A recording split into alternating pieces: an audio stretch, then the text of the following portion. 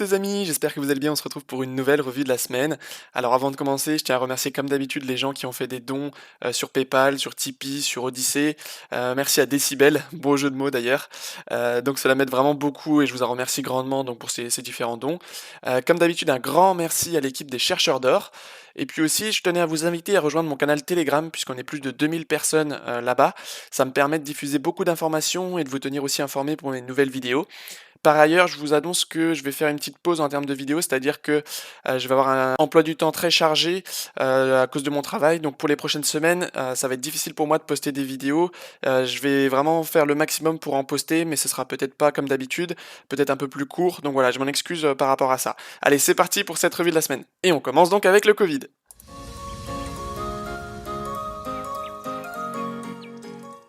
Et on commence avec un article des décodeurs, donc merci à eux pour cet article, du CDC, donc sur l'obligation du port du masque, et en fait on se rend compte qu'il n'a aucun intérêt. En effet, donc le CDC affirme qu'entre le 1er mars et le 31 décembre 2020, donc une grosse période, l'obligation du port du masque, en vigueur dans la grande majorité des comtés américains, a stoppé les taux de croissance des cas de Covid de 0,5% après 20 jours et de moins de 2% après 100 jours. Donc en fait, on nous fait porter un masque pour baisser donc de 0,5% la croissance des cas. C'est juste ridicule. Mais malgré ça, le CDC conseille toujours de porter des masques malgré leurs propres chiffres. C'est incroyable quand même. Et merci à Christophe qui m'a partagé cet article, merci à toi. Allez, bas les masques, on continue donc USA avec ou sans masque, les courbes épidémiques sont les mêmes. En comparant donc les courbes de contamination en fonction des règles édictées par les États sur le port du masque, le constat est clair, l'usage de ce dernier n'a aucun impact notable sur l'évolution de l'épidémie. Et on revient donc avec les chiffres que j'avais déjà pu vous montrer, donc vous voyez que les courbes sont pratiquement les mêmes avec ou sans masque. La question c'est pourquoi est-ce qu'on continue à porter ce masque? Allez, on enchaîne avec une étude allemande sur le vaccin Pfizer. Et donc la conclusion de cette étude, c'est nos données suggèrent donc que des fréquences plus faibles d'anticorps neutralisant donc après la vaccination dans la population âgée peuvent nécessiter une revaccination plus précoce pour assurer une forte immunité et une protection contre l'infection. Donc on est encore dans cette idée de toujours revacciner, de faire des vaccinations à la chaîne. On vous dit que le vaccin c'est la sortie du tunnel, sauf que c'est pas du tout ça parce que ça va être ça plusieurs fois dans l'année. Et on va regarder aussi leurs résultats. Donc, alors que la majorité des participants des deux groupes ont produit des anticorps spécifiques contre la protéine donc du SARS-CoV-2, les titres étaient significativement plus faibles chez les participants âgés. On nous dit, après la deuxième vaccination, 31,3% des personnes âgées n'avaient pas d'anticorps neutralisants détectables, contrairement au groupe plus jeune dans lequel seulement 2,2% n'avaient pas d'anticorps neutralisants détectables. Vous vous rendez compte, après une deuxième vaccination, 31,3% des personnes âgées n'avaient pas d'anticorps neutralisants détectables. C'est énorme. Et c'est ces personnes âgées qu'on est en train de vacciner actuellement. Et ça, c'est les résultats de Pfizer. Allez, derrière la suspension du vaccin AstraZeneca, n'est-ce pas une stratégie pour pousser au vaccin Pfizer et Moderna? On sait que c'est des stratégies un petit peu commerciales qui peuvent exister. On sacrifie un vaccin, on met vraiment l'accent sur celui-ci pour légitimer tous les autres. Ça, on peut émettre que des hypothèses, on verra bien par la suite. Mais en tout cas, ça semble louche qu'on s'attaque vraiment à AstraZeneca principalement et qu'on laisse de côté BioNTech, Moderna, alors qu'il y aurait encore beaucoup de choses à dire. D'ailleurs, Moderna lance des essais cliniques sur des enfants pour son vaccin à ARN messager. C'est quand même incroyable que ces personnes puissent faire ça, quoi. On sait que les enfants sont très peu touchés par ce Covid, mais c'est sur eux qu'on fait les essais cliniques, et en plus avec l'ARN messager dont on ne sait absolument rien. Moi, j'aimerais vraiment savoir où est-ce qu'ils trouvent ces enfants-là, et surtout quels parents autorisent leurs enfants à faire ces essais-là. Enfin, c'est incroyable. Allez, la Covid-19 viendrait probablement d'un élevage d'animaux sauvages, notamment des fourmiliers et des porcs-épics situés au sud de la Chine, selon les experts de l'OMS, dépêchés pour rétablir la vérité sur l'origine du virus. Donc eux, toujours pas de thèse concernant une manipulation humaine, alors qu'il y a énormément de personnalités donc dans le milieu qui l'ont proposé. Fini la thèse du pangolin, maintenant ce serait les animaux sauvages, comme ça c'est plus pratique de mettre ça là-dessus. Mais pour eux, toujours aucune preuve d'une manipulation humaine. Allez, un article du Daily Expose donc, qui nous dit le verrouillage, donc là en termes de confinement, ont provoqué une augmentation astronomique du nombre de décès survenant à domicile selon les données de l'ONS. Et là, on a donc un graphique qui nous montre en fait le nombre de morts impliquant le Covid-19. Vous voyez que c'est ridicule, c'est en bleu, et le nombre de morts qui ne concernent pas le Covid-19, donc tout ça à la maison. Et on nous dit donc le verrouillage et la négligence du NHS ont causé des milliers et des milliers de décès supplémentaires à la maison. Souhaitez-vous encore applaudir un jeudi soir maintenant que vous le savez? D'ailleurs, dans cet article, il précise bien que 12 mois après le début de la prétendue pandémie de Covid-19 et les statistiques des autorités nous montrent qu'il y a plus de 120 000 décès dus à la maladie du Covid-19, Mais comme nous l'avons prouvé maintes et maintes fois, donc eux ils l'ont bien prouvé à chaque fois, donc en analysant les propres données des autorités, le chiffre de 120 000 est un mensonge, effectivement. Allez, on passe à la partie France.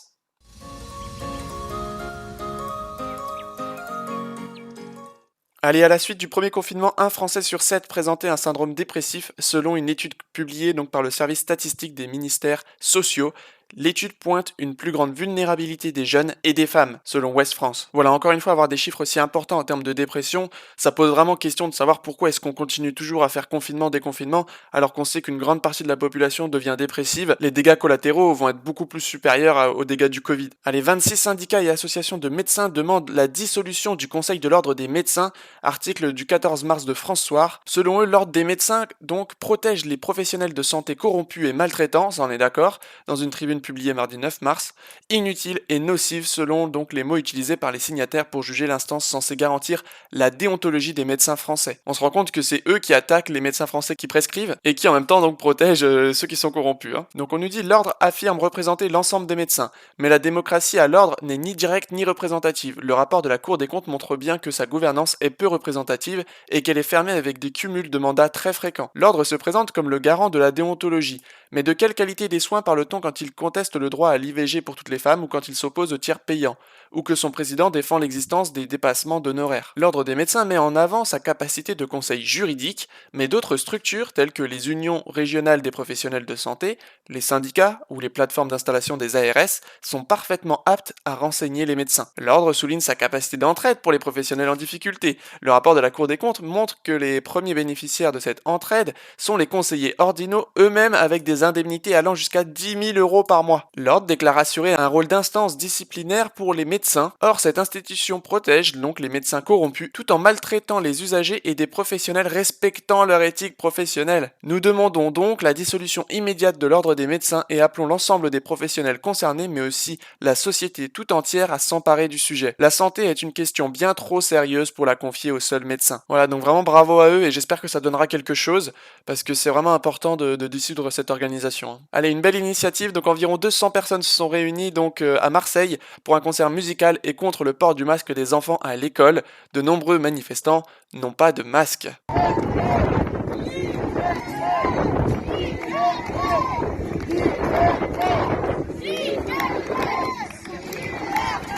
Voilà, en espérant que ça donne envie à d'autres d'effectuer la même chose. Alors, on a des parents qui se mobilisent pour leurs enfants jusqu'à la Cour suprême des droits de l'homme, merci aux décodeurs. Donc, c'est un article du Courrier de l'Ouest du 12 mars 2021, les anti-masques pour les enfants en appel à la Cour européenne. Il n'allait pas en rester là, le collectif de parents d'élèves, d'enseignants et de professionnels de santé opposés au port du masque pour les enfants de plus de 6 ans a déposé hier 105 requêtes devant la Cour européenne des droits de l'homme, la plupart habitant donc dans les Pays de Loire. Nous considérons que le Conseil d'État manque cruellement d'indépendance, note leur avocat. Nous disons que le port du masque est dangereux à terme pour le développement de cette génération. Cette obligation qui est faite aux enfants est disproportionnée alors que le risque sanitaire est quasi nul pour eux.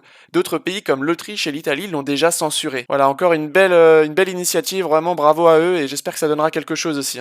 Et on continue parce que ça bouge de partout, donc Spoutnik, nous ne serons pas la génération sacrifiée, manifestation d'étudiants à Paris contre la précarité. Il a fallu du temps, mais il y a les étudiants qui commencent à sortir dans la rue, bon ils ont tous le masque, mais au moins ils se battent un peu pour la précarité, j'espère qu'ils se battront après pour d'autres choses. Et on continue parce que Morandini nous dit en colère, une vingtaine de cinémas vont braver la loi et ouvrir ce week-end pour faire visionner des films au public. Vous voyez que ça commence vraiment à bouger d'un petit peu partout, les gens commencent à comprendre que tout ça c'est qu'un cirque, et du coup les gens préfèrent carrément aller contre la loi que de suivre des lois qui sont totalement incohérentes. Allez, on a le professeur Perromore qui nous balance du lourd sur CNews, à chaque fois qu'il vient il en balance, on l'écoute. Soit on a modifié dans certains services, dans certains endroits, les critères d'admission en réanimation.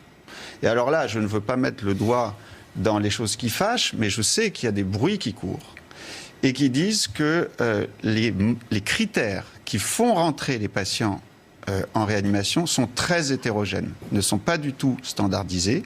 Et certaines mauvaises langues disent, moi je ne suis pas là pour juger, que dans certaines réanimations, eh bien, on ferait rentrer des patients qui pourraient très bien aller dans des services conventionnels. Expliquez-moi quel serait l'objectif de faire rentrer des patients qui ne mériteraient pas la réa en réa. Alors, écoutez, moi je n'en vois aucun sur le plan éthique, ça c'est sûr, mais on a bien vu que le débat confinement, non confinement, avait fait des mécontents. Donc, ce que Et vous il est voulez tout dire, à fait possible que dans certains endroits, dans certains hôpitaux, des mécontents, pour, entre guillemets, montrer leur mécontentement, eh bien, saturent à dessein certains services de réanimation. Voilà, donc dans certains réseaux, donc on fait saturer volontairement les services de réanimation pour faire pression et obtenir un nouveau reconfinement. Ça, ce serait vraiment pas étonnant de la part de certaines personnes, hein. Parce qu'en plus, on sait que c'est ça qui est à la base de tout confinement, c'est la saturation en réanimation. Si les services de réanimation sont saturés, bon, c'est ce qui se passe comme chaque année, mais bon, c'est pas grave. Si les services de réanimation sont saturés, ça donne plus facilement la possibilité à lancer un nouveau confinement. Monsieur le Président, on n'est pas des bêtes. On n'est pas des chiens. On ne nous enferme pas dans un chenil. On ne nous élève pas dans un zoo. Monsieur le Président, n'écoutez pas les enfermistes, les docteurs Knock qui sont arrivés hier à l'Élysée avec leur plan de 7 semaines de confinement total dans tout le pays. Monsieur le Président, continuez de résister à la dictature sanitaire. Réponse ce soir dans une de ces séquences de supplices chinois que nous impose un exécutif qui aura raté beaucoup de choses depuis un an, sauf le maintien du suspense. Hitchcock est depuis longtemps dépassé par ces maîtres de l'angoisse qui jouent avec nos nerfs, comptent avec nos peurs et espèrent avec nos craintes qu'on acceptera une fois encore à peu près tout. Monsieur le Président, vous le devinez, vous le voyez, vous le sentez et beaucoup vous le disent. Plus personne n'est prêt à accepter un confinement total. Plus personne, Monsieur le Président. Alors, très beau message de Pascal Praud anti-confinement. Franchement, c'est déjà très bien pour avoir un journaliste qui est anti-confinement, c'est déjà beau. Par contre, le truc qu'il a pas compris, c'est que c'est Macron qui met en application cette dictature sanitaire. C'est pas Olivier Véran qui l'oblige, c'est lui qui décide, c'est lui qui met en place cette dictature sanitaire. Mais en tout cas, bravo à lui pour ce qu'il dit. Alors Macron envisagerait un reconfinement dur 24 heures sur 24, 7 jours sur 7 qui pourrait même s'accompagner de la fermeture des écoles. Macron aurait l'excuse pour reporter les régionales après la présidentielle, comme il le veut depuis des mois pour cacher la débâcle de LREM. Ça serait vraiment pas étonnant parce qu'ils ont tout fait aussi pour cacher la débâcle lors des municipales. Donc est-ce encore une stratégie de LREM? Franchement c'est possible, hein. Allez, la légendaire malhonnêteté de BFM, donc merci à la Croix du Sud. Alors écoutez bien, donc dans le cadre de cette soirée événement, donc RMC lance une consultation. Selon vous, quelles sont les mesures prioritaires pour sortir de la crise sanitaire? Jusqu'à mardi, votez parmi les 10 mesures prioritaires suivantes, choisissez les 3 plus importantes pour vous, et ensuite on les enverra donc au Premier ministre. Alors, regardez bien les possibilités, hein. Rendre la vaccination obligatoire pour tous, rendre la vaccination obligatoire pour les soignants, ouverture de la vaccination à tout le monde dès maintenant et sans critères, confinement strict et immédiat dans les départements les plus touchés comme au printemps dernier, confinement le week-end dans les départements les plus touchés, confinement des publics à risque, fermeture des écoles et des universités, interdiction des déplacements entre les régions, sanctions systématiques et plus importantes pour ceux qui ne respectent pas les mesures actuelles, mise en place d'un pass vaccinal pour reprendre une vie normale. Alors où sont les propositions concernant l'augmentation du nombre de lits, concernant le fait de traiter les patients, ou encore de différencier les morts du Covid et les morts avec une comorbidité, ou encore de différencier les cas, ce qu'ils appellent des cas, donc des gens qui testent positif au test PCR, qui sont 80% asymptomatiques. Vous vous rendez compte du niveau journalistique qu'on a actuellement? Regardez toutes les propositions, là il n'y en a pas une qui est intéressante, il n'y a que des propositions liberticides et qui ne s'appuient sur aucune base, aucune donnée scientifique prouvable. Et d'ailleurs, après Qui veut gagner des millions, qui sera confiné? Voilà, super travail journalistique donc de BFM TV, si on peut encore appeler ça du journalisme, hein. Allez, illustration assez intéressante d'Alain Mondino. Donc si vous faites ce qu'on vous dit, les choses reviendront à la normale. Donc c'est la stratégie de la carotte, hein. L'âne aura sa carotte s'il se confine un mois, c'est ce qu'on nous avait dit au début. Ensuite, il aura sa carotte en fait que s'il se confine 3 mois. Voilà ce qu'on nous a dit ensuite. Désormais, la carotte, c'est le vaccin. Voilà, c'est le vaccin. Et puis, on se rend compte qu'on n'en sort jamais de tout ça, et puis qu'à la fin, en plus, on vient ensuite nous dire que c'est nous qui n'avons pas respecté les règles que nous a imposées. Or, la logique voudrait que, confinement, vaccination, tout ça, ça n'a pas servi à stopper l'épidémie. Alors, 72,7% des participants à l'enquête 16 hostiles au pass sanitaire de Macron et de l'Union européenne, dont 67,1% très défavorables. Moi, la question que j'ai, c'est où est la démocratie? On a une majorité de Français qui est contre, ou bien, si vous me dites, allez, c'est un sondage, faudrait vérifier à l'échelle nationale, soit, pourquoi le gouvernement ne lance-t-il pas Un référendum? Si le gouvernement est sûr que la population est d'accord pour le passeport vaccinal, pourquoi est-ce qu'il ne lance pas un référendum? Mais il ne le lance pas parce qu'il sait très bien ce que ça va être. Les gens vont répondre non. C'est-à-dire qu'aujourd'hui, la démocratie, elle est partie. Elle est partie en éclats. Même si une majorité de la population n'est pas d'accord avec une mesure, elle passe quand même. Et la démocratie, c'est le pouvoir du peuple. Où est le pouvoir du peuple aujourd'hui? Et on continue parce que Sputnik nous dit les Français sont majoritairement opposés à de nouvelles restrictions sanitaires. On nous dit 57%. Donc selon un sondage ELAB, des Français désapprouvent un possible nouveau confinement national, semblable à celui du printemps. Et encore, c'est le sondage ELAB, hein. Donc à mon avis, on a encore plus que 57%. Mais pourtant, on se dirige encore vers un confinement. Et d'ailleurs, pour le confinement, on a toujours Disneyland Paris qui est en avance à chaque fois, hein, donc qui a annoncé aujourd'hui ne pas rouvrir son parc comme prévu le 2 avril. Donc qu'est-ce qui va se passer entre maintenant et la mi-avril? Bah c'est certainement un nouveau confinement. Ils ont toujours bien vu juste, hein, Disneyland, à chaque fois, ils fermaient juste avant qu'on nous annonce le confinement. Bien entendu, ils ont les informations avant. Donc voilà ce qu'on nous promet, hein, pour les prochaines semaines, donc un possible confinement. Et on pourrait se dire, allez, cet été ce sera tranquille. Bah non, cet été il ne faudra pas s'attendre à des vacances normales, prévient Jean Castex. Il nous dit, en plus, on sera vacciné, d'accord, donc faut passer par la case vaccination, et on retrouvera une partie de notre liberté. Ils vous le disent. Même cet été, on retrouvera une partie de notre liberté. Donc ils vont nous en rendre une partie, mais tout le reste, on l'aura pas. Alors que le gouvernement nous annonçait qu'à la mi-avril, on retrouverait une vie quasi normale, hein. Et en plus, il nous dit, mais certains réflexes de prudence, de comportement et de règles sanitaires resteront. Autrement dit, distanciation sociale, port du masque, peut-être QR code et passe sanitaire, bien entendu. Est-ce que vous vous rendez compte qu'il n'y aura pas de retour à la vie normale? Allez, on va revenir rapidement sur ce qu'a dit Castex, donc jeudi soir à 19h. Donc alors, pour tous ceux qui se demandent encore, est-ce que ça se terminera un jour? Bah la réponse, elle vous est donnée par ce gourou de Davos. Jamais, voilà, dans son livre que je conseille vraiment à tout le monde de lire, hein, Covid-19, le grand reset. Donc ce personnage-là nous décrit tout ce qui se passe actuellement, la fermeture des bars, la crise économique, mais lui ça le convient très très bien parce que lui ça fait des années qu'il veut un grand reset économique. Alors il y en a qui vont me dire ouais, un grand reset économique ce serait bien d'annuler la dette et tout, sauf que c'est qu'est-ce qu'on nous propose ensuite, et ce que lui nous propose ensuite c'est assez dramatique. On nous propose un monde technocratique avec un autoritarisme énorme, le transhumanisme, enfin beaucoup de choses assez atroces, mais de toute façon je vous laisse lire son livre. Donc au final Castex il a annoncé donc que 16 départements seraient confinés, hein, donc surtout le nord de la France, et donc moi je vous invite vraiment à sortir, à chanter, à danser, parce qu'en fait je pense que si ça passe chez vous, si le confinement est respecté d'une manière globale, bah, l'étape suivante ce sera un confinement national. D'ailleurs ils l'ont dit dans la conférence de presse, ils ont dit que tous les autres départements étaient aussi scrutés, c'est-à-dire que si il y a une augmentation du nombre de cas ou autre, une tension, hein, au niveau des services de réanimation, et bah, l'étape suivante, ce sera un confinement national. Rappelez-vous, ils ont des millions, mais nous sommes des millions. Voilà, on a même Perle, hein, qui nous le rappelle. Le monde entier est en train de se faire arnaquer donc par un vieux timbré habillé en senior Sith, hein, pour ceux qui suivent Star Wars. Donc Klaus Schwab, un fondateur du World Economic Forum, investigateur donc du Great Reset. Si vous ne connaissez pas ce visage, vous n'avez pas la moindre petite idée de ce qui se passe depuis un an avec le Covid-19. Bon, alors on a eu beaucoup d'incohérences, hein, de ce que nous a dit Castex, je pourrais pas tous vous les lister, mais en tout cas, donc on a des études à l'appui qui nous montrent que le virus ne se transmet pas à l'extérieur. Quelle est la réponse de Castex? Eh ben, nous avons décidé de mettre en place un confinement. On sait que les principales sources de contamination, c'est pas dans les bars, à l'extérieur, sur une terrasse. Non, c'est donc dans les métros ou bien au travail. Mais eux décident de confiner, hein, et de ne plus nous laisser sortir de chez nous. On se rappelle qu'ils avaient dit juste avant qu'ils allaient utiliser des mesures innovantes, hein. Donc c'est vrai que mesure innovante, grosse mesure innovante qu'est le confinement qu'on a déjà connu par le passé, hein. Alors donc pour résumer, on a un confinement donc alors c'est pas 8, hein, c'est 16 départements, donc pour 400 cas positifs sur 100 000 habitants, ce qui nous fait 0,004% de cas positifs, et encore ça veut rien dire, hein. Là j'ai repris vraiment ce qu'il disait, mais ce serait des tests positifs, et on sait que 80% des tests positifs sont asymptomatiques, n'ont aucun symptôme. Donc là, on se base sur des chiffres qui sont minuscules en nous disant que c'est dramatique. Est-ce que pour vous, 400 personnes qui sont testées positives sur 100 000 habitants, c'est dramatique? Est-ce que pour vous, ça justifie un confinement de département? Bien sûr, on nous a indiqué qu'il n'y aurait toujours pas de lits supplémentaires, toujours pas de traitement qui serait préconisé, comme on a pu le voir au Niger par exemple. Et bien sûr, on nous dit que la vaccination va nous permettre de sortir de cette crise. La question que je pose toujours, en quoi la vaccination est-elle une sortie de crise?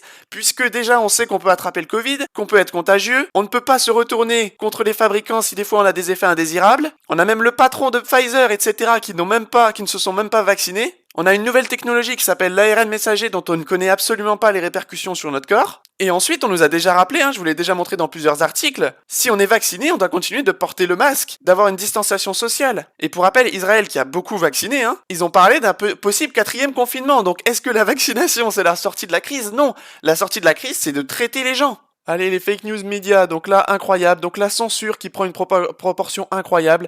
Le Figaro publie une photo tronquée de l'humiliation de Macron. Donc en gros titre, que ça soit Le Figaro ou BFM, en fait, ils ont omis le fait que les personnels soignants n'ont pas écouté Macron, alors que ça aurait dû être le sujet principal. Donc là, on est vraiment comme à l'URSS, quoi. On a Macron qui vient dans cet hôpital, il parle, toutes les caméras sont focalisées sur lui, donc on a l'impression qu'il échange avec le personnel soignant. La réalité, elle est tout autre. La réalité, c'est que les personnels soignants lui tournent le dos, ne l'écoutent pas et ne lui répondent même pas. Ça devrait faire le titre des journaux et à la télévision. Mais non, la propagande est là pour nous maintenir cet homme au pouvoir, alors qu'ils ont fait un score minable donc au municipal, 2% et quelques. Ce personnage ne représente plus personne. Il n'est soutenu par pratiquement plus personne, et on a une propagande qui nous permet de continuer à voir cette personne comme si elle était écoutée par la population. C'est dire le niveau de propagande qu'il y a actuellement. Et vraiment la mauvaise foi de Le Figaro, ils savent très bien ce qui s'est passé, mais ils vont pas en parler et ils vont faire une photo qui est avantageuse pour Macron, c'est incroyable. Parce que la réalité c'est quoi? La réalité c'est ça. Nous sommes et nous continuerons à être à vos côtés. Et on prendra les décisions qu'on doit prendre. Regardez cette infirmière. Nous continuerons à être à vos côtés. Et on prendra les décisions qu'on doit prendre. Nous continuerons d'être à vos côtés. Là, elle le regarde. Et elle se dit, non mais c'est pas possible qu'ils me disent ça là, ils ont fermé des lits, ils me parlent comme ça. Du coup, regardez la réaction qu'elle a. Mais regardez la réaction de tous les personnels soignants. On a un clown au milieu, personne ne l'écoute, mais ça ne fait même pas le titre des journaux. Pire, BFM TV qui parle d'échange avec des soignants à Poissy. Où est-ce qu'il y a un échange? Un échange, c'est entre deux personnes, des personnes qui communiquent, qui se parlent.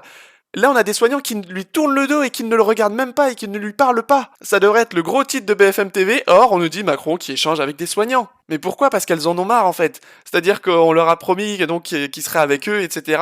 Et on a fermé le nombre de lits. Depuis mars 2020, on pourrait se dire on a peut-être augmenté le nombre de lits. Non, on en a fermé, on a continué à fermer des hôpitaux. On a en plus tapé sur les infirmières parce qu'elles voulaient pas se faire vacciner avec l'AstraZeneca qu'on vient de suspendre à l'heure actuelle. Et on veut nous faire croire que cette personne donc arrive à l'hôpital comme ça et qu'elle a accueilli les bras ouverts. Donc merci aux décodeurs pour cette vidéo. Et même Jean-Marc Morandini en parle, le personnel soignant tourne le dos à Emmanuel Macron et l'ignore pendant qu'il les remercie pour leur travail à l'hôpital. Donc l'accueil n'était vraiment pas chaleureux, comme on peut le constater donc sur les images. On voit le chef de l'État accoudé à un comptoir d'accueil, une soignante est au téléphone et à gauche, 3 autres blouses blanches donc qui ont clairement le dos tourné alors que Emmanuel Macron est en train de leur parler et qu'elle l'ignore clairement refusant de le regarder ou de lui répondre. Et franchement, bravo à elle. Donc les infirmières ont compris qu'il y avait un décalage entre les discours qui est on va vous aider, on est avec vous, félicitations pour votre travail, et puis les actes, la destruction de l'hôpital public et la fermeture des lits. Et on a le docteur Peylou qui lui aussi a compris. De la santé, quand le président de la République a demandé à ce qu'on fasse nation au début de l'épidémie, on l'a tous fait.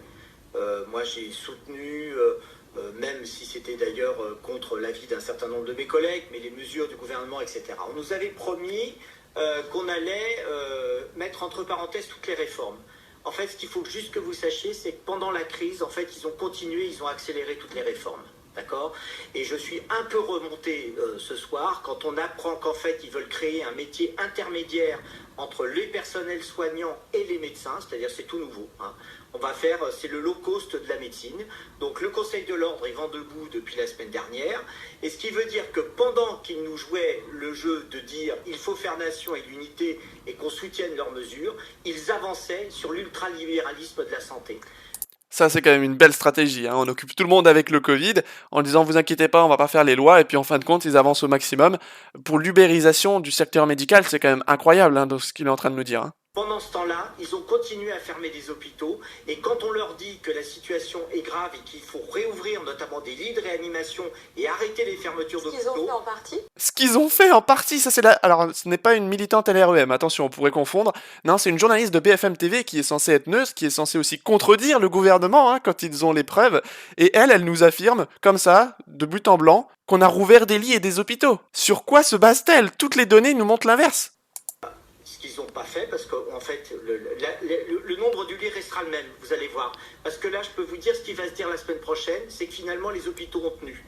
Mais ils ont tenu, mais en même temps on a fermé les urgences de l'Hôtel-Dieu. En même temps on a annoncé la fermeture de Garches, on a confirmé la fermeture de Bichat, la fermeture de Beaujon, la fermeture de Jean Verdier, et c'est comme ça un peu partout. Ça c'est la réalité, ça c'est ce que devrait dire la journaliste qui devrait avoir les informations. Nos journalistes aujourd'hui sont juste là pour légitimer le pouvoir, hein. Ce qui fait qu'il y a vraiment, n'a pas du tout été entendu, vous voyez. Et donc il y a un ras-le-bol qui est vraiment sincère et profond. Le Ségur, mais c'est tellement loin le Ségur. Tant mieux, on a augmenté un peu le salaire des personnels, mais c'est insuffisant. Mais là, la petite musique qui consiste à dire on va être maintenant les enfants sages, pendant qu'on a fait les enfants sages et qu'on a essayé de faire nation et unité, ils nous ont joué une toute autre musique, d'accord, notamment Olivier Véran. Il a joué une toute autre musique qui est de continuer la casse du service public et des hôpitaux publics. Et ça, c'est absolument scandaleux. Vous voyez, les professions intermédiaires que l'Assemblée veut créer et qui est dans le projet de loi de sécurité sociale, hein, ils ont avancé que le Conseil de l'ordre dénonce le truc et se retire de la table, c'est pour vous montrer l'enjeu. Si on suit le narratif, on est dans une grosse pandémie qui est en train de tuer tout le monde. Alors pourquoi est-ce que l'État est en train de détruire le service public et est en train de détruire encore les hôpitaux et est en train de réduire le nombre de lits? C'est l'ubérisation de la médecine. Mais Vous quel est voyez, l'objectif? c'est de faire des économies. Vous Et comprenez? on en Parce qu'il y reparlera, aura une Patrick médecine pour les pauvres, il y aura une médecine pour les riches. Les riches, ils iront toujours voir des médecins. Les pauvres, ils iront voir du low cost. C'est incroyable ce qu'il nous dit là quand même. Voilà vers quoi on tend au niveau du service hospitalier. En tout cas, bravo à lui. Allez, donc vous vous rappelez le narratif. Donc si on se reconfine, si on fait que déconfinement, couvre-feu, tout ça, pourquoi? Pourquoi? Parce que les services de réanimation sont saturés. Ils sont au bord de la rupture, vous savez, c'est la catastrophe. Bon allez, on va vérifier ça. Regardez ce petit croquis que je vous ai préparé. Vous voyez? Ça, c'est les réanimations. Gérald Kierzet, commentez-le. On voit les réanimations, ces trois couleurs, ce sont les années... En bleu 2019, en orange 2018 et en gris 2017. Et c'est le niveau de saturation des services de réanimation. Voilà le niveau de réanimation pour les années 2017, 2018, 2019. Oui, les services de réanimation sont saturés tous les ans, hors Covid. Est-ce qu'on a eu droit à des confinements en 2017, 2018, 2019 parce que les services de réanimation étaient pleins? Non. Alors pourquoi est-ce qu'on vient nous dire dès qu'on passe au-dessus des 4000, il y a un risque de confinement? Ça a été fait par les équipes d'épidémio de Martin Blachier notamment. Et on voit bien que chaque année, avant le coronavirus, 2017, ça commençait, c'était saturé. On était au-delà de cette fameuse barre des 4000, vous savez. Et pourquoi est-ce que les services de réanimation sont saturés? Parce que ça fait des dizaines d'années qu'on a supprimé des lits de réanimation et qu'on a fermé des hôpitaux, tout simplement. Et qu'on continue de le faire actuellement. Et on a dit, quand on est au-dessus de 4000, attention, on est en écarlate. Attends, l'affaire est grave. Donc vous êtes en train de me dire, et Blachier, quand il fait ses études, nous dit que finalement...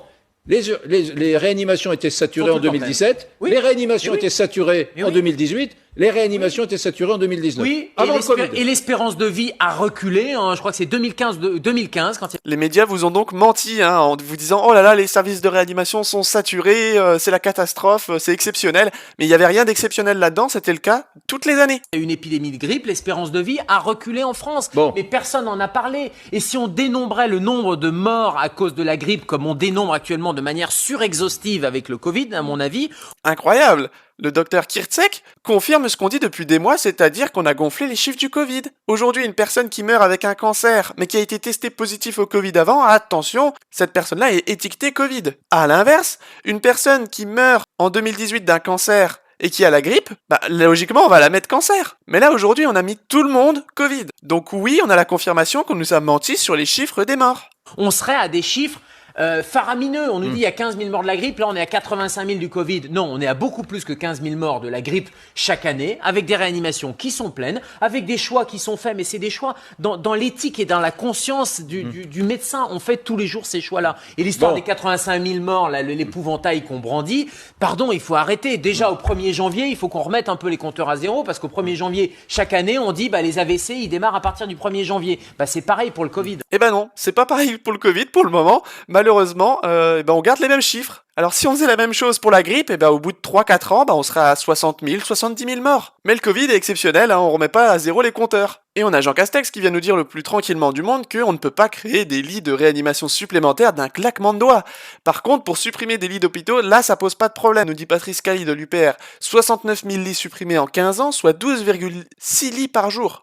Alors après, on va nous dire, oui, mais il va falloir remployer des nouvelles personnes, il faut des moyens, il faut de l'argent, on n'a pas d'argent magique selon Macron. Or, on a sorti des milliards et des milliards pour soutenir les mesures du Covid. Confinement, achat des masques, vaccination. Mais par contre, on n'a pas rouvert d'hôpitaux, on n'a pas créé des nouveaux postes pour les infirmières, on n'a pas augmenté le nombre de lits en France. Qui peut encore croire leur narratif ? Et d'ailleurs, on a Olivier Véran qui nous dit le 27 août 2020, merci à Anonyme Citoyen, si la situation le nécessite, ce sont 12 000 lits de réanimation qui pourraient être disponibles sur le territoire pour accueillir près de 2 fois plus de patients que lors de la première vague. Regardez, c'est magique, sur TF1, on nous mettait en 2020, août 2020, qu'on pourrait avoir 12 000 lits supplémentaires. Donc là, les gens regardent ça et se disent, ouais, super, c'est une bonne idée. Le gouvernement fait les choses bien. Olivier Véran, ils sont passés où ces 12 000 lits? Vous avez supprimé des lits depuis 2020. Et même question pour TF1, votre travail journalistique, ce serait pas plutôt de faire ce que nous on est en train de faire, c'est-à-dire de vérifier après ce qu'ont dit les politiciens? On nous dit le 27 août 2020 qu'on va créer 12 000 lits. Quand est-ce que TF1 va voir Olivier Véran pour lui demander ils sont passés où ces 12 000 lits? Les journalistes sont aux abonnés absents. C'est les citoyens qui se transforment en journalistes parce qu'il n'y a plus de journalistes en France. C'est quand même grave. On continue avec le média en 4K2, donc chez BFM, si tu parles, t'es viré. La haute direction du groupe Altis n'a pas aimé qu'un journaliste dise trop de vérité, alors que le Canard enchaîné a révélé l'information selon laquelle des membres de BFM TV mangeaient au restaurant malgré les restrictions sociales. Grégory Raymond en a rajouté une couche en reprenant et en enrichissant ses allégations. Employé chez BFM TV, la haute direction l'a viré immédiatement. Voilà, c'est quand même un peu triste tout ça parce que voilà, c'était juste la réalité Mais c'est sûr que cette vérité dérange parce que tous les chroniqueurs BFM sont là pour nous vendre la peur du virus. Alors en bonne nouvelle, on a le restaurant lillois, donc la Chicorée, qui va proposer aux étudiants des menus complets pour 1 € seulement entre le 15 mars et le 18 avril. Objectif 3500 menus vendus, donc selon 20 minutes. Donc franchement, bravo à eux, c'est vraiment des belles initiatives qu'on peut voir fleurir un petit peu partout. Malheureusement, il y a que le gouvernement qui, lui, n'agit pas. Allez, West France Coronavirus, un collègue trop proche, donc le bracelet bip. Pour inciter ses employés à garder leur distance, le port belge d'Anvers teste un bracelet électronique anti-Covid. Le dispositif qui pourrait bientôt être utilisé dans d'autres entreprises suscite des critiques, tu m'étonnes. Donc on nous dit qu'il y a carrément une option tracking donc pour identifier les contacts d'un employé testé positif, donc n'a pas encore été activé. Mais bon, ça c'est qu'une question de temps en tout cas.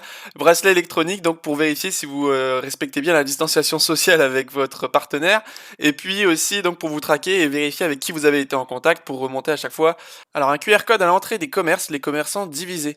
Donc face au test à venir d'un code QR connecté à l'application Tous Anti-Covid dans des restaurants réservés aux routiers, certains professionnels sont sceptiques, non sans deck, alors que certains affirment qu'ils n'ont pas envie d'être tracés, d'autres n'y voient pas d'inconvénient, surtout si la mesure permet d'accélérer la réouverture des commerces. On nous dit chaque fois que vous sortez, vous êtes tracé et je n'ai pas envie que la terre entière sache que je suis allé chez une esthéticienne. Et bien sûr, on nous dit ça porte atteinte aux libertés publiques, bien évidemment. Surtout qu'on arrive à un moment où on voit des fuites massives de données médicales, on en a déjà parlé pas mal de fois, la question du traçage numérique des populations mérite quand même des garanties. Or, on est dans une période où les questions de garantie passent au second plan, ça c'est clair. Alors on a Dassault qui réaffirme donc leur volonté de ne pas donner leur savoir-faire donc aux Allemands et aussi aux Espagnols. Donc c'est sûr que c'est vraiment important si on veut parler de souveraineté. Mais bon, pour Macron, lui, la souveraineté, c'est la souveraineté européenne, donc ça ne veut absolument rien dire. Là, on parle vraiment de trahison envers le pays. Alors, accusation de viol, Darmanin au tribunal de Paris pour être confronté à la plaignante. Bon, encore une fois, il y a très peu de chances que tout ça aille très bien loin, mais bon, on va suivre l'affaire, comme d'habitude. On sait que chez LREM, il y a eu un nombre incalculable donc de ministres qui ont été visés par des enquêtes et des plaintes, mais bon, bizarrement, ça n'a jamais rien donné, donc un peu louche tout ça. D'ailleurs, en parlant de magouille, donc on a une organisation lycéenne favorable à l'exécutif qui a reçu 65 000 € de subventions du ministère en 2019, dont 40 000 pour un congrès qui finalement n'a jamais eu lieu. Donc à sa tête, on a plutôt dégainé donc la carte bleue donc dans les bars, les hôtels de luxe. Donc voilà, on se retrouve avec un syndicat lycéen chouchou donc de Blanquer qui dilapide de l'argent du ministère. Donc voilà, magnifique. Mais ça n'empêche pas ces personnes de rester en place, quoi. C'est ça qui est magique. Alors l'origine du lait qui n'est plus obligatoire sur l'étiquette.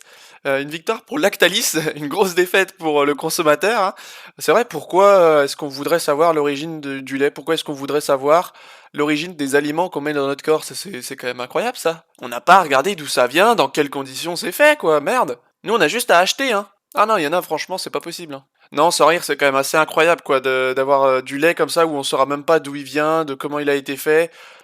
Puis voilà, encore BFM TV est tellement orienté, une victoire pour Lactalis, voilà, on est très heureux pour Lactalis.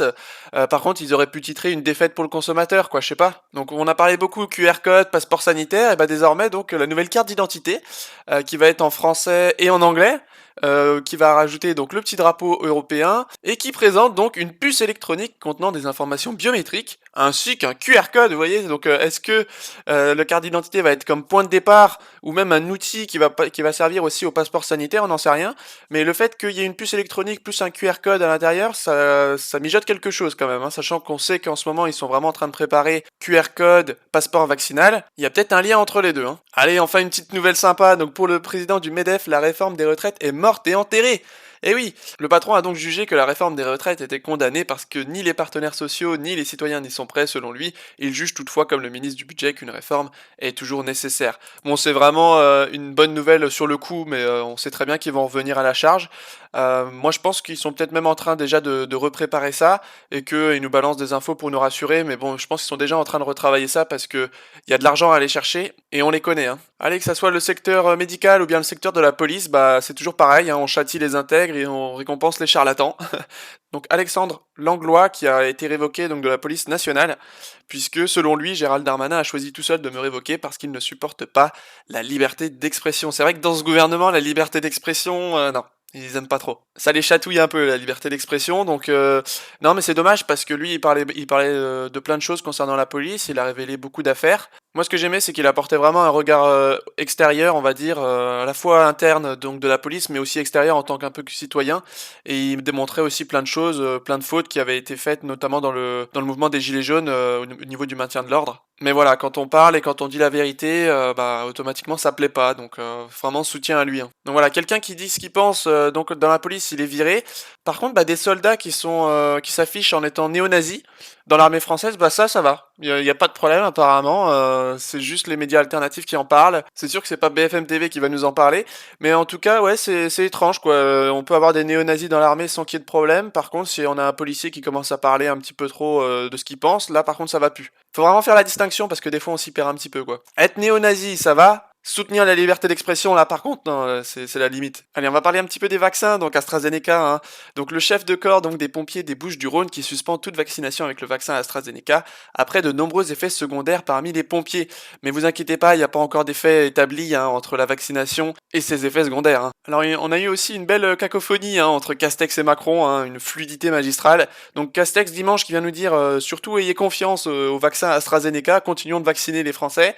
Et puis on a Macron lundi qui nous dit bah en fait on est obligé de le suspendre parce que tout le monde le suspend, surtout l'Allemagne le suspend, et on décide de le suspendre jusqu'à demain. Voilà, après demain c'est bon, ça marchera mieux. Et en plus ils veulent rendre le vaccin obligatoire chez les soignants, et ils ont montré du doigt donc tous les soignants qui disaient oh ils veulent pas se faire vacciner, regardez ces irresponsables. En fait bah ils avaient juste raison de pas vouloir se faire vacciner. Voilà, même pas 24 heures séparent donc les deux déclarations entre Castex et Macron. Ce qui est marrant, c'est qu'il n'y a jamais de poursuite. Hein. Ils sont jamais poursuivis pour ce qu'ils font. Parce qu'on a quand même Castex qui nous dit le dimanche allez-y, faites-vous vacciner, tout est bon. On continue de faire vacciner les Français. Et en fait, on suspend le lendemain, quoi. Donc, c'est quand même assez incroyable. Alors, on a les EHPAD qui vont alléger leurs restrictions sanitaires ce samedi. Donc, dès aujourd'hui, les résidents de maisons de retraite vaccinés, hein, sont de nouveau autorisés à sortir voir leur famille et à reprendre les activités collectives. Donc voilà, un allègement qui est réservé uniquement à ceux qui sont vaccinés, ceux qui ne le sont pas, désolé, vous n'avez pas le droit de sortir. Ça, c'est pas une discrimination pour ceux qui ne souhaitent pas être vaccinés, franchement, faut m'expliquer. Mais bon, voilà, vous inquiétez pas, la vaccination n'est pas obligatoire. Hein.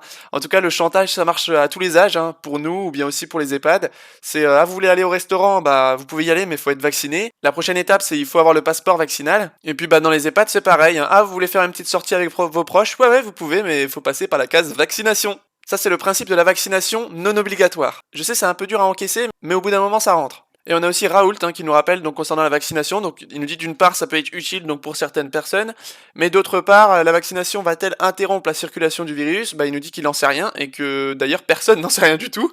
Il nous dit c'est une arme parmi d'autres. Et oui, parce qu'il nous rappelle bien que y a une autre arme qui s'appelle le traitement, le soin. Mais ça c'est un mot inconnu, je crois, dans notre gouvernement, le soin, le traitement. Nous on connaît que confinement, couvre-feu, vaccination. Et ce qui est intéressant, c'est de voir qu'il y a d'autres pays qui font autrement et qui ont des chiffres très intéressants. Je pense à Madagascar, à l'Inde, à la Corée du Sud, à de nombreux pays en Amérique du Sud, à de nombreux pays en Afrique, qui eux traitent, ne font pas de vaccin, ne ferment pas tout, n'ont pas de masque et s'en sortent très très bien. Allez, vous savez qu'en propagande, BFM TV, ils sont quand même les meilleurs, donc les décodeurs, bravo à eux. Donc BFM TV utilisait hier des images diffusées en novembre 2020 en Pologne pour montrer la situation dramatique actuelle en Île-de-France. Ouais, donc eux, ils se sont pas fait chier, ils ont repris les mêmes images qu'avant, hein, avec donc les hélicoptères, les avions, avec les patients sur les brancards, voilà, plein d'images assez anxiogènes. Hein. Ce qui est marrant, c'est que ils auraient pu faire autrement, c'est-à-dire de juste affréter une ambulance et puis de les mettre dans les cliniques privées. Mais bon, ça aurait fait un petit peu moins de show et de spectacle sur BFM TV, donc c'est pour ça qu'ils ont pas choisi ça. En tout cas, belle propagande anxiogène de BFM TV hein, qui continue sur sa lancée. Hein. Et d'ailleurs, on a même Christophe Prudhomme qui nous le dit, donc nous sommes le seul pays à organiser ces transferts massifs. Il serait plus raisonnable de transférer du personnel pour pouvoir ouvrir des lits et éviter ces transferts. C'est moins médiatique, mais plus efficace. Voilà, il a mis le doigt là-dessus, c'est moins médiatique, voilà, ça fait moins peur. C'est moins un show, c'est moins un spectacle. Nous, on préfère les grosses images avec les hélicoptères, les avions, la situation est dramatique. Ça nous permet de balancer un confinement derrière, quoi. Par contre, ouvrir des lits, ça, non. Ça, ils connaissent pas. Donc voilà, les décodeurs qui nous disent, hein, rouvrir des lits en réanimation, bah non. Par contre, affréter des hélicoptères, des avions, des TGV et passer le tout en boucle à la télé, ça oui. Et sans compter en plus le coût de tout ça. Hein. Et on a encore le docteur Kirtzek hein, qui est passé sur LCI et qui balance encore. Hein. Moi, je suis dans un hôpital, on peut ouvrir 100 lits du jour au lendemain. Pourquoi on le fait pas? Non, vous êtes dans un hôpital où on pourrait ouvrir à l'Hôtel 100 Dieu, bien sûr. La Réal a été désaffectée il y a 5 ans. On l'a visité la semaine dernière. Tout est prêt, les fluides, l'oxygène, etc.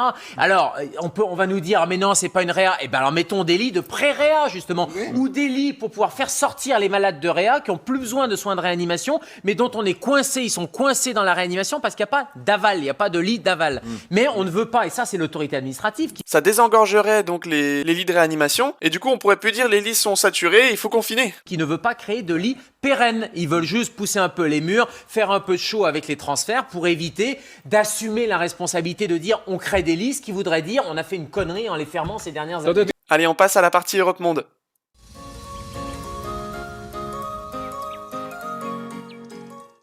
Alors, donc on a le pass sanitaire qui est jugé hors la loi donc par l'international, donc l'OMS.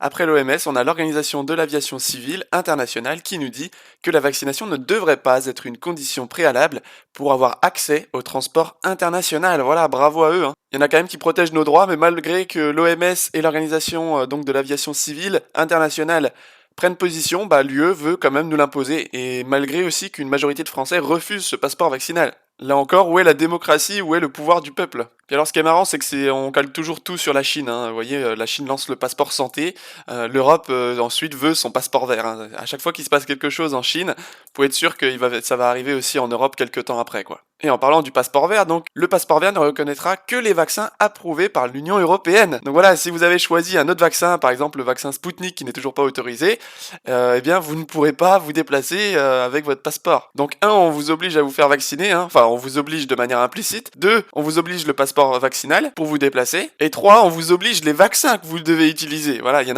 a qui sont bons, il y en a qui sont pas bons. Selon l'Union européenne, ce qui est marrant, c'est que ceux qui autorisent, c'est généralement les moins bons. Hein. Et donc on va passer assez rapidement puisque bon, il y a eu beaucoup de choses concernant le vaccin AstraZeneca, hein, donc des doutes sur le vaccin AstraZeneca, les suspensions se succèdent en Europe. Hein. En effet, donc il a été suspendu donc par les Pays-Bas ce dimanche. On a eu aussi donc l'Irlande, le Danemark, l'Autriche, l'Estonie, la Lituanie, le Luxembourg et la Lettonie. Depuis, on a aussi la Norvège qui s'inquiète donc d'hémorragie cutanée chez les jeunes ayant reçu une dose du vaccin AstraZeneca. Mais là encore, hein, on nous ressort le même refrain, aucun lien n'est pour le moment établi. Bon, depuis, on a aussi eu l'Allemagne hein, qui a suspendu le vaccin AstraZeneca, puis la France, mais bon, la France juste pour une durée de 24 heures. Sinon, donc on a le Brésil qui a commandé donc 10 millions de doses de vaccins Sputnik à Moscou. Il y en a de plus en plus qui commandent des doses de vaccins Sputnik puisqu'il y a un peu moins de problèmes de ce qu'on peut en voir pour le moment en termes de données. Alors malheureusement, le Covid en Italie, donc la majeure partie du pays se reconfine dès lundi. Donc ça, c'est un petit peu triste pour nos amis italiens et en plus, voilà, ils sont vraiment plongés dans une grave récession hein, depuis le confinement de 2020. La pandémie a fait basculer 1 million de personnes supplémentaires en dessous du seuil de pauvreté. Rien qu'en 2020. Les chiffres du Covid à côté, c'est de la rigolade. Hein. Là, on parle d'1 million de personnes qui sont passées sous le seuil de pauvreté en 2020. Et on nous dit que le nombre de pauvres a atteint donc désormais 5,6 millions, soit 9,4% de la population, contre seulement 7,7% en 2019, un record depuis 15 ans. Voilà, bientôt 10% de la population italienne qui est pauvre. Donc voilà, le fait qu'il y ait 1 million de personnes qui tombent dans la pauvreté, ça c'est pas vraiment grave, hein, on n'en entend pas beaucoup parler à la télé. Par contre, faut surtout pas mourir du Covid, quoi. Alors on a aussi l'Allemagne qui est déconfinée, qui déconfine un petit peu sous la pression populaire. Donc certes, ce déconfinement est progressif et très partiel, mais en tout cas, il montre un petit peu la voie puisque Merkel est obligée de reculer, à nous d'imiter les Allemands. Bon alors comme c'est dit, le déconfinement il est très progressif et c'est vraiment light, hein. Regardez, donc la première étape, soit la réouverture entre autres donc des écoles dans certains Länder, hein. Les réunions privées qui seront possibles entre 2 foyers, à condition de ne pas dépasser 5 personnes au total. Ce qui est marrant, c'est quand ils nous enlèvent des libertés, ils y vont vraiment assez violemment. Par contre, quand nous on reprend des libertés, c'est voilà, on a le droit de se réunir mais pas plus de 5 personnes par contre, hein. On a donc les librairies, les fleuristes, les auto-écoles qui ont déjà rouvert dans certains Länder. Alors là c'est marrant, donc d'ici la fin mars, un seuil d'incidence de 50 cas maximum pour 100 000 habitants sera nécessaire à la réouverture des espaces publics tels que les musées, les zoos, les jardins ainsi que certains commerces. 50 cas maximum pour 100 000 habitants. Ça nous fait 0,0005%. C'est ridicule. Et quand on connaît la fiabilité des tests PCR, ils arriveront toujours à trouver 50 cas pour 100 000 habitants, hein. Si ça c'est la condition à ce que les choses rouvrent en Allemagne, bah dis donc ils sont pas prêts de réouvrir, hein. Et en plus c'est de même pour les restaurants en plein air, les théâtres, les salles de concert, les cinémas, les opéras, hein. Alors on a le vaccin, donc l'Autriche qui dénonce les contrats secrets qui influenceraient la répartition au sein de l'Union européenne. Donc le chancelier autrichien accuse certains pays de l'Union européenne d'avoir signé des contrats avec des laboratoires pour avoir plus de doses de vaccins contre le coronavirus. Donc on nous dit que Malte et les Pays-Bas seraient plutôt avantagés contrairement à la Lettonie qui serait elle lésée. Bon, au-delà de tout ce qu'on a pu dire concernant le vaccin, etc., on se rend compte que l'Union européenne, il y a vraiment plus d'entraide, il y a vraiment plus de consensus. On s'est rendu compte avec cette crise du Covid que vraiment ça a été chacun pour soi à chaque fois, que ça soit les masques, les vaccins. Mais on nous répète que l'Union européenne est très importante pour nous et qu'elle nous permet d'avancer. Franchement, là c'est vraiment plus le cas, quoi. Alors on a cette petite vidéo que je voulais vous montrer donc au Niger, donc le Covid-19 sous contrôle grâce au protocole Raoult. Donc merci à Sylvie pour cette vidéo. Ensuite, je vais extrapoler. Brièvement. Voilà, brièvement. Au Niger, je veux dire qu'actuellement, nous avons remporté plusieurs batailles contre la pandémie au Covid. Donc, regardez le titre, hein, Covid-19 en Afrique, miracle ou mirage. Bah en fait, vous allez juste comprendre comment eux, ils ont réussi à vaincre la pandémie, quoi.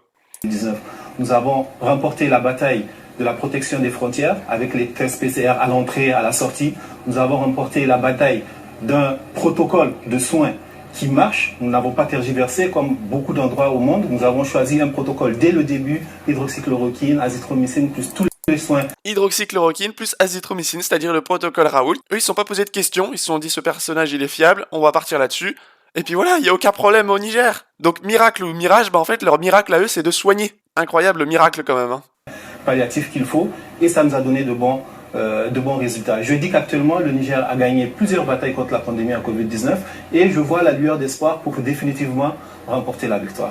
Voilà, donc soit vous pensez que le Covid s'arrête à la frontière au Niger, ou bien soit vous pensez que eux ont fait une stratégie différente, c'est-à-dire de soigner les gens et de les traiter, puisque nous on n'a traité aucune personne, hein. On a dit qu'il n'y avait aucun traitement qui était possible, et on a attendu 1 an et quelques pour avoir un vaccin dont on ne connaît même pas l'efficacité. Cette crise leur a montré une chose, c'est que les pays entre guillemets sous-développés s'en sont beaucoup mieux sortis, hein, le Niger, le Madagascar, etc. Ils s'en sont très très bien sortis, parce que là-bas il y a moins de conflits d'intérêts, ils ont juste soigné la population, c'est tout. Alors on a Israël qui adopte une loi permettant aux autorités de connaître les noms des personnes non vaccinées. Alors ça, si c'est pas de la discrimination, faut m'expliquer.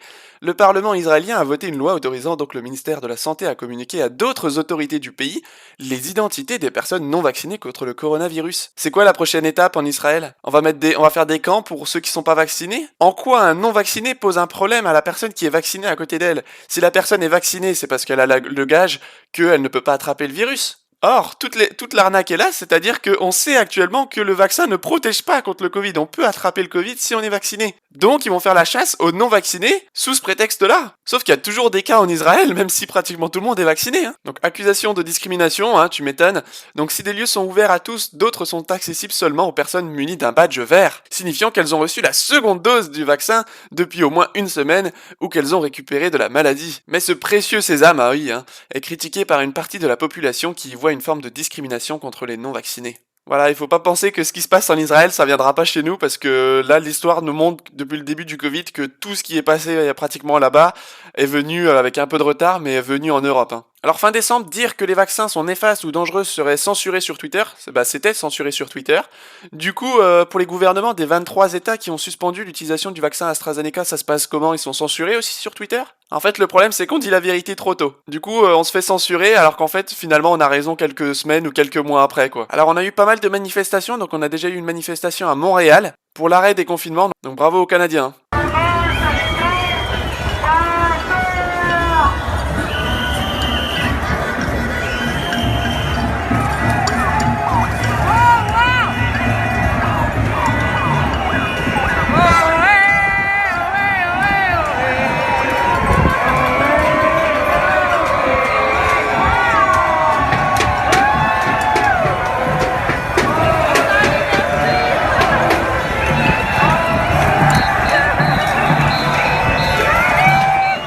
Il y avait quand même un sacré monde, hein. Franchement, félicitations, hein. On a aussi des milliers d'Allemands qui manifestent contre les restrictions sanitaires, puisque eux aussi on leur fait le coup donc de la troisième vague, donc il va falloir encore prendre des nouvelles mesures de confinement. Et on nous rabat toujours la même chose, hein. La plupart des manifestants ne portaient pas de masque et ne respectaient pas les distances. C'était déjà le cas lors des dernières manifestations en Allemagne, mais il n'y a jamais eu de rebond de l'épidémie à ces moments-là. Donc voilà, ils continuent à culpabiliser les gens qui sortent dans la rue sans masque, alors qu'on a énormément de cas qui nous montrent que ça n'a créé aucun rebond de l'épidémie. LCI nous l'avait montré, hein, avec la fête de la musique où on n'avait même pas de masque et on était tous donc dans la rue et puis il y avait eu aucun rebond de l'épidémie. Donc pourquoi est-ce qu'ils sont toujours en train de nous dire regardez, ils sont pas le masque, ils respectent pas les distances? C'est n'importe quoi, hein. Alors on a Berlin qui choisit donc Boeing et torpille la collaboration franco-allemande. Donc voilà, revient sur un énième coup porté à la coopération militaire franco-allemande. C'est vrai que là, on peut plus parler de coopération franco-allemande. La France donne tout à l'Allemagne ne donne absolument rien à la France. Et pire, on a l'impression d'être vraiment un toutou, hein. Voilà, sont-elles assez brillantes ou souhaitez-vous que je remette un petit coup de cirage? Peut-être encore un petit coup de cirage, Manu. D'ailleurs, l'Allemagne, donc on a le camp Merkel qui essuie un vote sanction donc dans 2 scrutins régionaux de test. Fragilisés par les ratés de la réponse à la pandémie et un scandale financier, les conservateurs ont encaissé une lourde défaite dans 2 élections régionales cruciales. Donc le CDU ne recueille que 23% des suffrages contre 27% il y a 5 ans, tandis qu'en Rhénanie, elle atteint de 25,5 à 26,6%. Contre 31,8% en 2016. Donc on nous dit que la CDU traverse sa plus grande crise depuis le scandale des caisses noires qui avait précipité la chute de Kohl à la fin des années 1990. En plus, on a 2 députés qui ont dû quitter ces derniers jours leurs partis respectifs, donc du CDU, soupçonnés de s'être enrichis à la faveur de l'épidémie.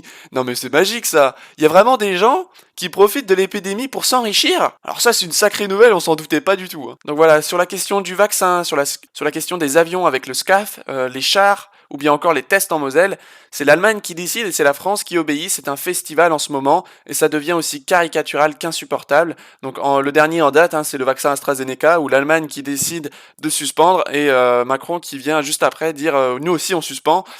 Donc il n'y a aucune décision qui est prise de manière souveraine, hein. Et malheureusement, on ne défend absolument plus les intérêts français. Il n'y a plus de souveraineté française actuellement, malheureusement. Alors Mercedes, Coca-Cola, la présidence de l'UE sponsorisée, 3 petits points, par des marques. Alors lobbying caché, donc la Croatie, la Roumanie ou le Portugal ont fait financer une partie de leur mandat à la présidence tournante de l'Union européenne par des acteurs privés.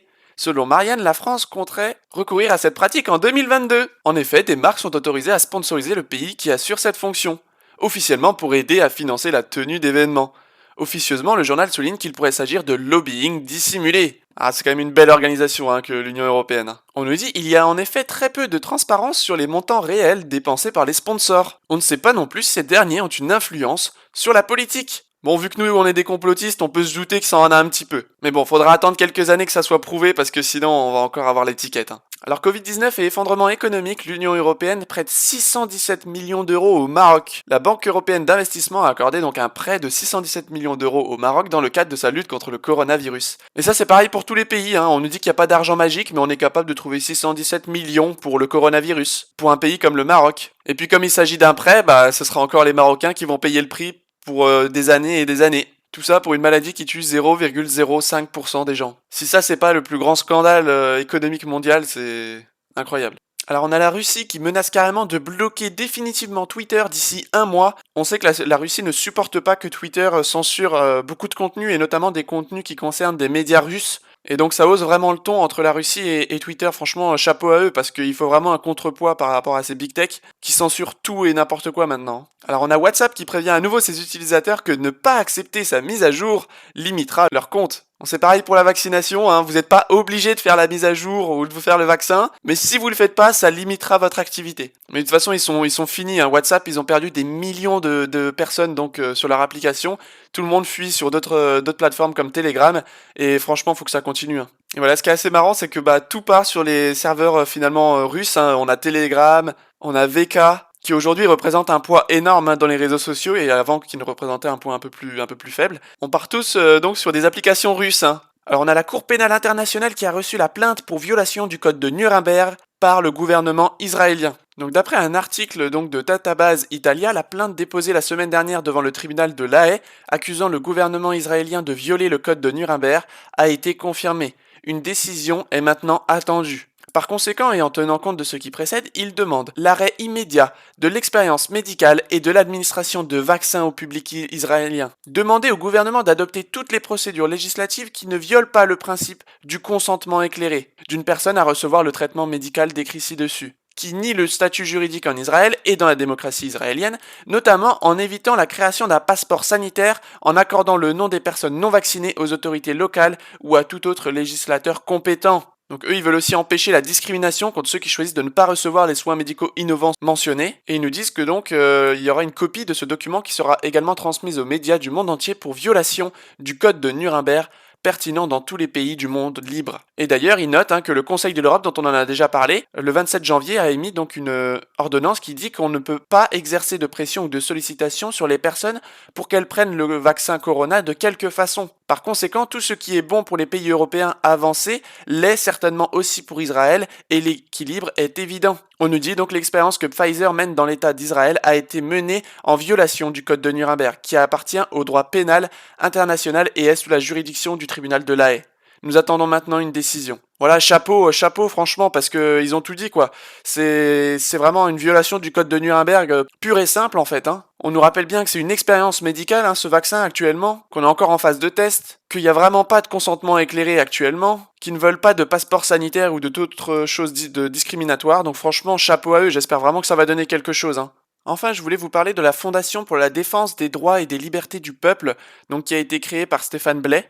Et ils ont en fait effectué une soirée de financement, hein, donc de cette FDDLP, où il y a eu beaucoup de personnages très très connus donc qui ont été invités, hein, comme Alexis Cossette-Trudel, le docteur Louis Fouché, beaucoup de personnes qui sont passées dans Hold Up. Et on nous dit donc que ces dons nous permettront donc d'accomplir notre mission d'éveil collectif, de mobilisation citoyenne et d'action concrète pour protéger les gens des actions du gouvernement.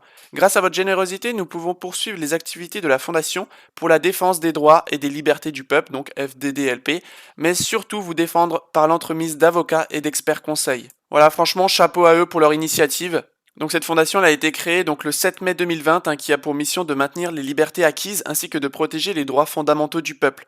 Par divers moyens, la FDDLP s'engage à offrir des ressources aidantes, du conseil de qualité et de favoriser un éveil collectif avec l'intention de mobiliser la population sur les enjeux actuels. Donc dans le à propos, vous pouvez retrouver donc les différentes missions, les différentes stratégies, hein, et puis bien sûr l'équipe donc qui a mis en place ça, donc Stéphane Blais qui a été le fondateur, et puis ensuite on a aussi les vice-présidents. Donc voilà, si vous voulez les soutenir, vous pouvez le faire donc sur leur site, et puis je vous invite aussi à regarder donc cette vidéo de soirée de financement de la FDDLP, puisqu'il y avait vraiment du beau monde et ils parlent tous un petit peu du Covid, etc. et de notre liberté qui est en train de partir en fumée, quoi.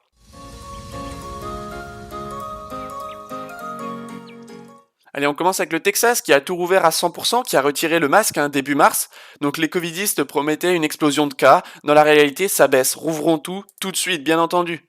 Donc voilà, le dernier ici, là, on est le 14 mars 2021. Et donc on a 2729 cas et ça baisse. Mais nous, on va continuer de confiner, bien entendu, et de porter le masque et de tout fermer en France. Allez, je voulais vous passer cet humoriste, donc George Carlin, qui a effectué un discours très intéressant, ça date de plusieurs années, mais un discours toujours d'actualité. There's a reason education sucks, and it's the same reason that it will never, ever, ever be fixed. It's never going to get any better.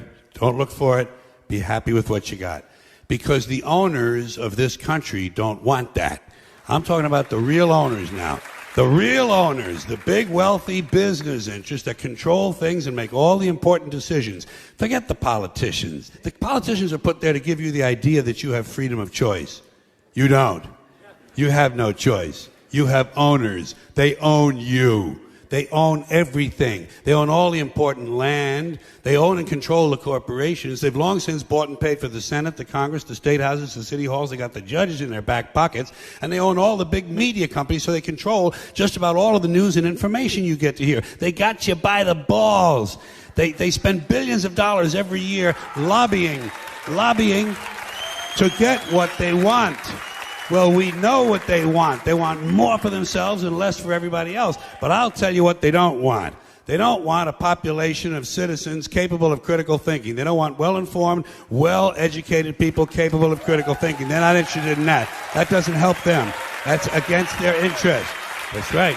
Tellement d'actualité, hein. Ils ne veulent pas de citoyens qui ont un esprit critique. Hein. Aujourd'hui, toute personne qui a un esprit critique et qui remet en cause le narratif sur le Covid est taxée de complotiste. They don't want people who are smart enough to sit around the kitchen table and figure out how badly they're getting fucked by a system that threw them overboard 30 fucking years ago. They don't want that. You know what they want? They want obedient workers. Obedient workers. People who are just smart enough to run the machines and do the paperwork and just dumb enough to passively accept all these increasingly shittier jobs with the lower pay, the longer hours, the reduced benefits, the end of overtime, and the vanishing pension that disappears the minute you go to collect it. The table is tilted, folks. The game is rigged. And nobody seems to notice. Nobody seems to care. Good, honest, hard-working people, white collar, blue collar, doesn't matter what color shirt you have on. Good, honest, hard-working people continue. These are people of modest means. Continue to elect these rich cocksuckers who don't give a fuck about them. They don't give a fuck about you. They don't give a fuck about you. They don't care about you at all. At all. At all. C'est vrai, ils ne se soucient pas de nous parce que s'ils se souciaient de nous, ils traiteraient les gens tout simplement avec le Covid plutôt que de balancer un vaccin dont on ne sait absolument rien. Allez, le beau mouvement Black Lives Matter, donc le propriétaire de Black Lives Matter aurait donné 450 000 $ de dons à des fins personnelles selon le FBI. On nous dit que Page, donc le président, est accusé d'avoir utilisé des tensions et des incertitudes sans précédent en raison de troubles civils généralisés et d'une pandémie mondiale pour remplir son propre compte bancaire. Ah, c'est quand même bizarre, il y a quand même beaucoup d'endroits où il y en a qui profitent de cette pandémie pour se remplir les poches. Mais à quel moment on parle des lobbies pharmaceutiques qui sont en train de vacciner l'entièreté de la population et qui disent qu'il va falloir le faire plusieurs fois? Ça représente combien de milliards tout ça? Le FBI avait annoncé en septembre 2020 que Page, donc le président, avait été donc accusé de fraude électronique et de blanchiment d'argent, détournant 200 000 $ de dons. C'est quand même un beau mouvement, hein. Alors Joe Biden, qui est le président du trafic d'êtres humains, parce qu'on va revoir encore ce qui se passe à la frontière américaine, et c'est donc le Washington Examiner qui a titré ça, hein, Joe Biden is the Human Trafficking President. Et c'est Eddie Scarry qui nous dit donc le président Biden est la meilleure chose qui soit arrivée donc aux trafiquants d'êtres humains depuis au moins 4 ans. En effet, la situation qui a été catastrophique sous Obama au niveau de la frontière mexicaine est redevenue à la normale depuis l'arrivée de Joe Biden, puisqu'on a des enfants qui sont détenus dans un établissement frontalier surpeuplé, qui sont terrifiés, qui pleurent et qui sont inquiets selon leurs avocats. On nous dit que CNN donc a rapporté qu'il y avait plus de 3700 enfants migrants non accompagnés sous la garde de l'agence, un record. Après, vous savez, on vient avec les statistiques tous les ans du nombre d'enfants qui sont disparus. Il y en a une grande partie malheureusement qui disparaissent à cette frontière mexicaine, puisque là-bas c'est encore une fois n'importe quoi. Donc on nous dit que les enfants sont terrifiés, qui pleurent, qui craignent de ne pas pouvoir parler avec les membres de leur famille. Voilà comment gère le président chouchou des médias la frontière américaine. Et on nous dit donc 1 mois après l'arrivée de Biden au pouvoir, les États-Unis enregistrent un afflux record de migrants. On nous dit qu'on a de nombreux mineurs qui ne sont non accompagnés, qui quittent le pays du Mexique pour les États-Unis. Sur le seul mois de février 2021, plus de 9000 mineurs isolés ont été pris en charge par le service américain des douanes et de protection de l'enfance, rapporte RFI. Le ministère américain a qualifié de record cet important afflux en provenance du Mexique. Voilà, donc on a décrié vraiment quand Trump a utilisé donc la formulation donc d'établir un mur avec le Mexique. Donc établir un mur avec le Mexique, c'était considéré comme raciste. Cependant, ça a évité l'afflux de migrants illégaux, ça a évité le fait qu'il y ait des enfants qui se retrouvent sans leurs parents, que tous les cartels de drogue, de trafic d'armes, tout ça, ça soit stoppé. Et donc là, avec Joe Biden, on revient sous l'époque d'Obama. Et on a même le Daily Telegraph qui est alarmiste sur les facultés mentales de Joe Biden. On nous dit le président Biden est en train de s'effondrer devant nous. Quiconque est familier avec ce processus aurait constaté des signes avant-coureurs d'une démence chez Joe Biden. On nous dit la présidence de Joe Biden est en train de devenir un véritable théâtre de cruauté qui ne peut s'achever que d'une seule manière. Tôt ou tard, Joe Biden se trouvera sous les projecteurs. Les démocrates, qui ont poussé en avant un leader qui ne convient pas au poste le plus élevé des États-Unis, et les médias qui l'ont protégé se dévoileront un jour comme ayant trahi leurs responsabilités envers le peuple américain. La confiance des citoyens dans leur institution démocratique s'écoulera encore davantage et nous ferons tous partie de l'humiliation publique de Joe Biden. On nous dit que le staff de Joe Biden ne lui fait même plus confiance pour tenir ce rôle de président de la République, ce rôle de président de la première puissance mondiale, et que ce n'est même plus lui qui prend les décisions finales dans la politique américaine, au point que sa colistière, la vice-présidente Kamala Harris, s'est déjà entretenue avec au moins 6 dirigeants étrangers, phénomène exceptionnel. On le savait, on l'a déjà dit avant les élections, ce ne sera pas Joe Biden qui va décider, ce sera Kamala Harris. On nous dit, et le plus grave dans tout ça est que tout le monde était au courant durant la campagne, mais la haine anti-Trump a mis ce fait sous l'éteignoir. Et on a Steve Bannon qui sonne l'alarme et qui dit de se préparer à une transition vers Kamala Harris. On nous dit que Bannon a discuté de la santé physique et mentale de Joe Biden, ajoutant que ses yeux sont maintenant morts.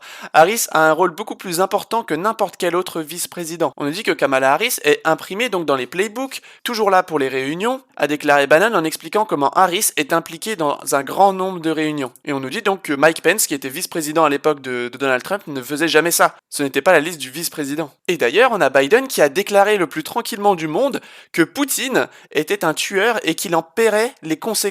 On peut quand même rappeler que Biden a été vice-président pendant 8 ans et que les civils, femmes et enfants qu'il a assassinés par drone avec Obama au Moyen-Orient se comptent par centaines. Je sais pas si vous réalisez l'ampleur d'une déclaration comme celle-ci, ça pourrait être pratiquement une déclaration de guerre. De dire que le président de la Russie est un tueur et qu'il en paierait les conséquences, c'est pratiquement une déclaration de guerre. Sachant qu'ils ont tué un nombre incalculable pendant 8 ans avec Obama, je le trouve un petit peu mal placé pour parler. De ce fait, on a la Russie qui a rappelé son ambassadeur aux États-Unis, parce que c'est quand même quelque chose d'important, donc il a aussi voulu marquer le coup, qu'il a assuré donc vouloir éviter la dégradation irréversible des relations avec Washington après des déclarations de Joe Biden sur Vladimir Poutine. C'est quand même étrange que dans nos médias, on nous décrive Biden comme un gentil président qui fera pas de mal à une mouche, mais qui insulte les autres présidents de manière frontale. Et on a Poutine qui réagit, mais réagit vraiment très calmement en fait, finalement à ce qu'on lui dit, parce qu'on lui dit quand même que c'est un tueur. Il pourrait vraiment réagir d'une manière beaucoup plus violente. Lui, il est dans l'apaisement et dans le calme, mais c'est lui le dictateur. Et du coup, Vladimir Poutine, il a répondu d'une manière magistrale. Il a proposé à Joe Biden une discussion diffusée en direct dans les prochains jours, estimant que cela serait intéressant pour le peuple russe et le peuple américain. Je suis désolé sur ce sujet, je suis pas impartial, mais j'adore ce personnage. Il a un calme, il a une intelligence qui est énorme, quoi. Genre, bon, il l'a aussi taclé en lui disant, donc quand on évalue d'autres gens ou même d'autres pays, d'autres peuples, on se regarde toujours en quelque sorte dans un miroir. Voilà, ça c'est pour ta face, Biden. Et donc il a dit, je voudrais proposer au président Biden de poursuivre notre discussion, mais à condition que nous le fassions en direct. À votre avis, qui a des choses à cacher et qui se sent totalement honnête et capable de passer en direct? Vous avez la réponse ici. Bon, je doute très fortement que Joe Biden accepte ça, puisqu'on l'a vu qu'à chaque fois qu'il était en direct, c'était très compliqué pour lui, il sait juste lire un prompteur. Mais en tout cas, il le renvoie vraiment bien dans ses quartiers, et franchement bravo, parce que faut vraiment vous rendre compte que Poutine, il a déjà l'étiquette de dictateur, on le menace constamment, on franchit très régulièrement son espace aérien, on fait beaucoup de menaces, on met beaucoup de troupes pratiquement à la frontière ukrainienne et frontière russe, avec notamment des organisations comme l'OTAN ou l'Union européenne, alors qu'en plus actuellement c'est une des nations les plus puissantes militairement sur la planète. Mais heureusement qu'ils ont un personnage comme Poutine qui est extrêmement intelligent, lucide. Donc on a André Berkov qui nous dit, ce connard sénile de Biden jappe au mollet de Poutine pour essayer d'exister pendant que la Chine se marre. Trump revient, les démocrates sont de plus en plus fous. Alors on a un article donc qui nous dit oui, le docteur Fauci et Bill Gates ont des liens avec les fabricants des vaccins Covid-19. Quelle surprise! Puisqu'en fait on a eu un titre du USA Today donc qui affirmait que à tort, Anthony Fauci et Bill Gates n'avaient aucun lien avec Moderna. Et on nous dit donc que Bill Gates et Dr Fauci ont bien des liens avec Moderna, une société pharmaceutique développant donc le vaccin Covid-19 avec la technologie ARN messager. Puisqu'en fait, l'USA Today contredit donc son propre titre en reconnaissant que la fondation Bill et Melinda Gates est répertoriée comme l'un des collaborateurs de Moderna. Donc bien entendu qu'il y a des liens d'intérêt entre les deux. Alors on a une nouvelle qui est sortie récemment, donc on a le Washington Post qui rétracte une histoire massive Vous vous rappelez, hein, on a eu une grosse histoire qui prétendait à l'époque que Trump avait demandé à la Géorgie de trouver des votes. Donc ça avait fait scandale hein, aux États-Unis, dans les médias bien sûr.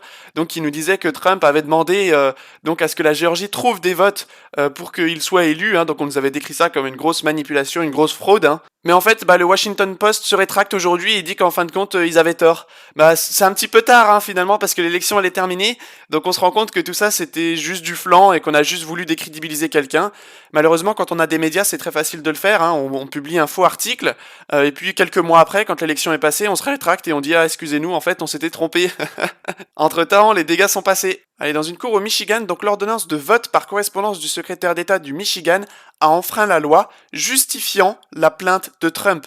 On nous dit que le juge a statué donc la semaine dernière que le secrétaire d'État Benson avait enfreint la loi de l'État en publiant unilatéralement des règles relatives au vote par correspondance, légitimant une revendication clé de la campagne Trump dans ses contestations juridiques des élections de 2020. On a l'impression que tout ça c'est pas terminé, hein, que ça revient progressivement sur le tapis. Hein. Malheureusement, on se rend compte que Trump a toujours raison, mais c'est pareil que les complotistes, il a raison trop tôt, donc on le croit pas sur le coup et puis au final on lui donne raison plus tard. Et donc on a Donald Trump qui a réalisé un statement donc qui parle aussi donc de la fraude encore qu'il y a eu pu avoir en Géorgie et qui dit que ça aurait pu changer le cours des résultats de l'élection. La question c'est est-ce que tout ça va donner quelque chose au final? Ça c'est vraiment la question qu'on va se poser. Hein. Allez, pour finir, on a le gouverneur de Floride qui est vraiment quelqu'un de bien, hein, qui annule toutes les amendes infligées par les autorités locales dans le cadre des mesures liées au Covid-19. Incroyable. Merci aux médias en 442. Hein. Il nous dit je pense que ces amendes sont hors de contrôle et nous voulons nous assurer que les citoyens sont protégés. La plupart de ces restrictions n'ont pas été efficaces. Et vous voyez, même lui il le dit, hein, c'est la réalité, les preuves sont là.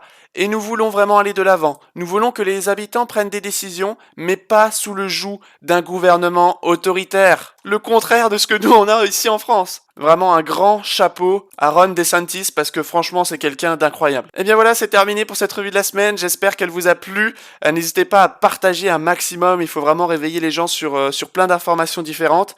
Et puis moi je vous dis à très bientôt pour une nouvelle vidéo. Allez, ciao!